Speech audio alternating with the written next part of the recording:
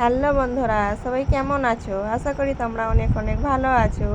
দেখো আমি এখন কোথায় চলে আসলাম বলো তো? তারকেশ্বরে। এটা হলো দোকান, মানে সেলের দোকান। এই সেলের দোকান থেকেই আমি ব্লগটা শুরু করছি।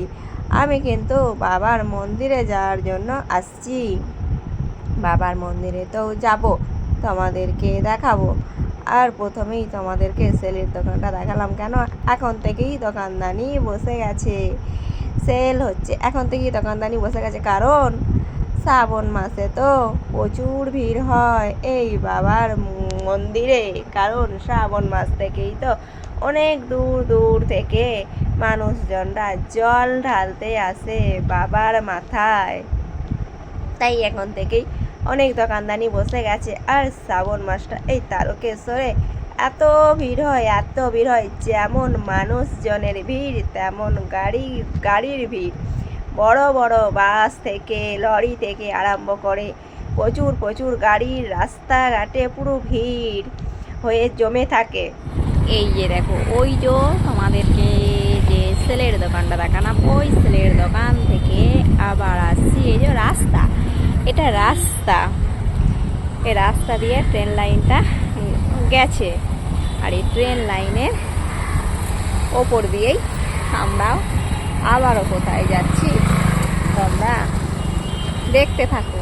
আর আমার ভিডিওটা কেমন হয়েছে তোমরা একটু সবাই বলবে।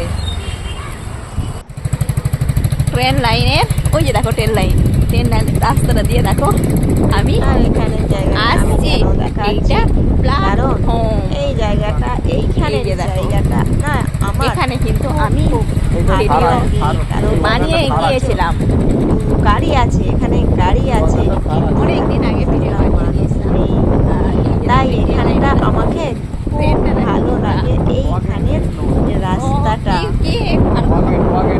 আর এইখান থেকেই হয়েই কিন্তু আমি যাব ওই বাবার মন্দির। হয়তো তোমাদেরকে আমি আজকের ব্লগটা বাবার মন্দিরটা দেখাতে পারবো না, এখানে আমি গাড়িগুলো দাঁড়ায়, বাবার এখান থেকে লোড হয়। আর বাবার পুকুরও আমি গাড়ি দাঁড়িয়েও আছে। আজকে বৃষ্টি হচ্ছে, সেই জন্য আকার নিচে দিয়ে কিন্তু চলে যাচ্ছি। এটাই হলো তারকেশ্বরে বাবার মন্দির যাওয়ার রাস্তা। অনেক রাস্তাই আছে বাবার মন্দির যাওয়ার জন্য, অনেক রাস্তাই আছে। যে যেই রাস্তা দিয়ে পারে সে সেই রাস্তাটা দিয়েই যায়।